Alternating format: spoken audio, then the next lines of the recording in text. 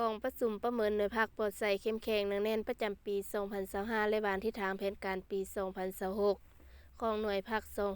200-207 ห้องสันติบาลกองบัญชาการป้องกันความสงบแขวงเชียงขวางได้จัดขึ้นในวันที่ 25 พฤศจิกายน 2025 นี้ โดยการเป็นประธานของสหายพันโทวันคำโพลาวันคณะภาคกองบัญชาการเลขาหน่วยภาค 200-207 เป็นเกียรติเข้าร่วมของสหายพันโทบัวคำบุญภาวันคณะภาคกองบัญชาการหัวหน้าห้องการกองบัญชาการป้องกันความสงบแขวงมีบรรดาคณะหน่วยภาคคณะประเมินพร้อมด้วยสมาชิกภาคเข้าร่วมในวาระดำเนินกองประชุมได้พร้อมกันสังเกตตีราคาคืนเกี่ยวกับผลการจัดตั้งปฏิบัติผลการประเมินหน่วยภาคปลอดภัยเข้มแข็งหนักแน่นในระยะ1 ปีผ่านมาเห็นว่าคณะหน่วยภาคได้เอาใจใส่ศึกษาโฮมการเมืองแนวคิดให้สมาชิกพรรคนายและพลตำรวจอย่างเป็นปกติเห็นให้ทุกสหายมีความมุ่งเนียนทุนเที่ยงเชื่อมั่นต่อการนำพาของพรรค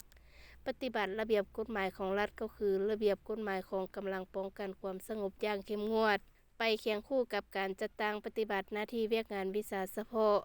ซอกหูและกำแนนสภาพการเคลื่อนไหวการเน่งติงของกลุ่มคนบ่หวังดีที่เคลื่อนไหวก่อความบ่สงบในแต่ละระยะ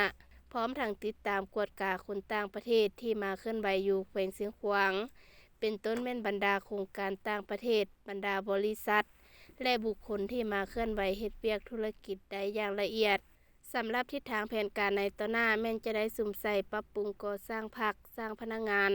ให้มีความปลอดภัยเข้มแข็งหนักแน่นเด็ดเดี่ยวแก้ไขปรากฏการณ์ย่อท้อภายในสังคมก็คือทันแถวสมาชิกพรรคพนักงานนักรบให้หลุดน้อยถอยลงเทื่อละก้าว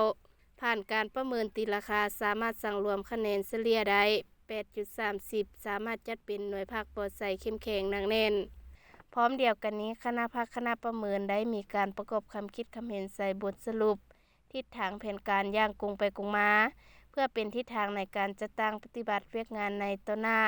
สู้สนให้ได้หน่วยภาคปลอดภัยเข้มแข็งหนักแน่นในทุกๆปี